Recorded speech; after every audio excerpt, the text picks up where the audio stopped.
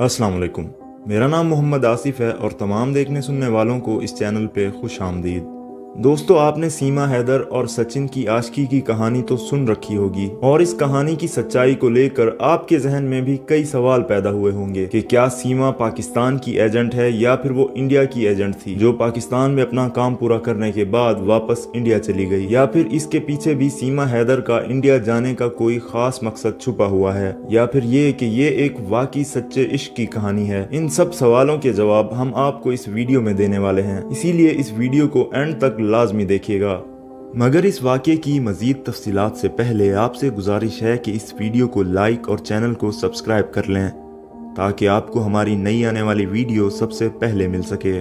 तो दोस्तों, इस कहानी की शुरुआत हम गुलाम हैदर से करेंगे। गुलाम हैदर सिंध के एक इलाके जैकबाबाद का रहने वाला है और इसका ताल्लुक जाकरानी कबीले से है। इस कबीले में लड़कों की शादी कम उम्र में ही कर दी जाती थी। इसी वजह से हैदर की भी पहली शादी कम उम्र में ही 2005 में या फिर 2006 में कर दी गई थी और लड़की भी उसी जाकरानी कबीले की थी। उस लड़की से हैदर के 2 बच्चे हुए थे, एक लड़की और एक लड़का। 7 साल तक हैदर की ये शादी बिल्कुल ठीक चलती रही। हैदर अपना काम करता था जो टाइल और मार्बल का था और अपनी फैमिली के साथ हंसी खुशी जिंदगी बसर कर रहा था। 7 साल बाद 2014 में हैदर को एक रॉन्ग नंबर से कॉल आती है जो किसी लड़की की थी और वो लड़की सीमा थी। इनकी बातचीत शुरू हो गई जो धीरे धीरे प्यार और इश्क में बदल गई। अब दोनों एक दूसरे के बगैर नहीं रह सकते थे, इसीलिए उन्होंने मिलने का फैसला किया और ये दोनों सिंध में ओबन शाह की दरबार पर एक दूसरे को मिलने के लिए पहुंचे। वहां एक दूसरे को देखा, मिले और काफी वक्त गुजारा और दोनों ने शादी करने का भी फैसला कर लिया।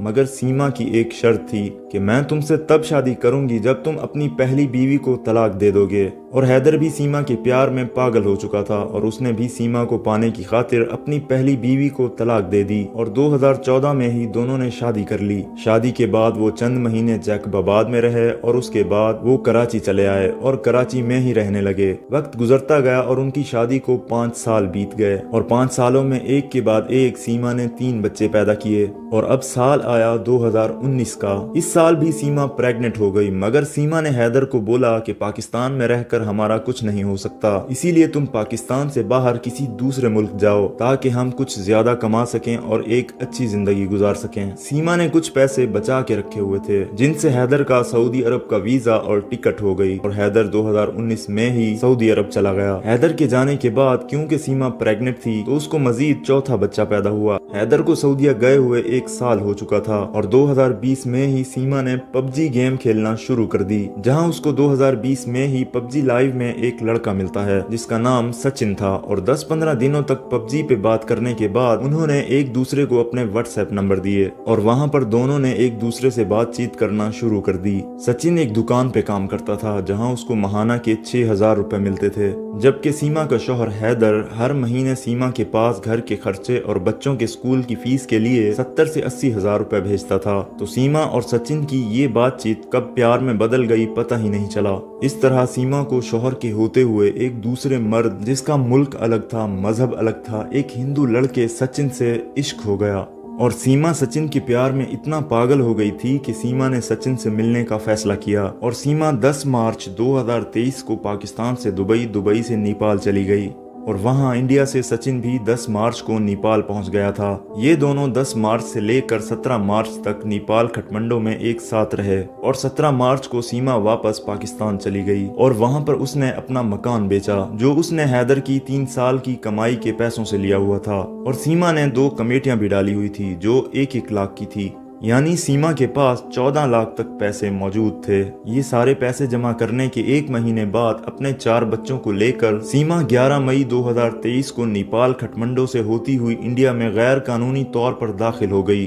और रबुपुरा में सचिन के साथ एक किराए के घर में रहने लगी। जब इस बारे में वहां के लोगों को पता चला तो लोगों ने पुलिस बुला ली और पुलिस ने सीमा, उसके बच्चों और सचिन और उसके वालिद को गिरफ्तार कर लिया और उनको जेल भेज दिया गया। लेकिन अभी फिलहाल ये सब जमानत पर बाहर हैं। लेकिन अब ये केस वहाँ की पुलिस ने ATS एजेंसी के हवाले कर दिया है जहाँ सीमा की तहकीकात जारी हैं। लेकिन इस सब में ATS वालों ने अब तक की तहकीकात के बाद सीमा पर जो चार्जेस लगाए हैं उनमें सबसे बड़ा ये है कि सीमा हैदर गैर कानूनी तरीके से इंडिया में दाखिल हुई, लेकिन उसके जासूस होने का इनको कोई सबूत नहीं मिला और ये केस अब अदालत में सुना जाएगा, जहां इस केस को लड़ने का फैसला निर्भया केस में मुलजिमों के वकील बनने वाले AP सिंह ने अपने हाथों में ले लिया है। और इस वकील का कहना है कि वो सीमा हैदर को इंडिया की नेशनैलिटी दिलवा कर रहेगा। इसीलिए AP सिंह ने 40 कागजों की फाइल बनाकर रहम की अपील के लिए सदर हाउस में जमा करा दी है। और सीमा हैदर का कहना है कि अब वो हिंदू हो गई है और उसने एक हिंदू लड़के सचिन से शादी भी कर ली है, इसी वजह से सीमा को नेशनैलिटी दी जाए। और सीमा की अपील में सीमा का ये कहना भी है कि बांग्लादेश की औरतों को, अफगानिस्तान की औरतों को अगर इंडिया की नेशनैलिटी मिल सकती है तो मुझे क्यों नहीं।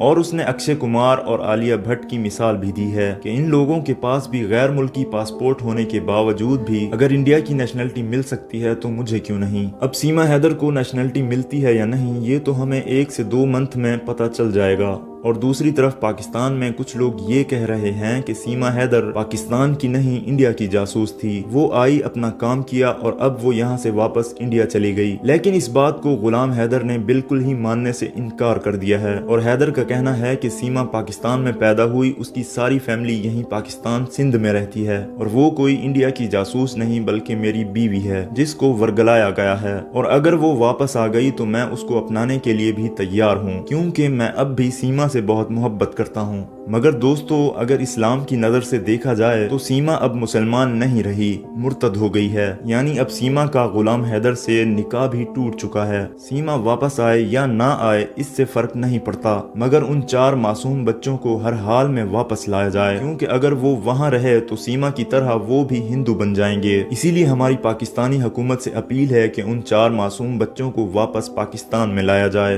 ताकि वो एक अच्छे मुसलमान बन सकें। तो दोस्तों, ये थी आज की कंप्लीट क्राइम स्टोरी। तो मिलते हैं किसी और भूले हुए केस की स्टोरी के साथ। तब तक के लिए अपना बहुत सारा ख्याल रखिएगा। अल्लाह हाफिज।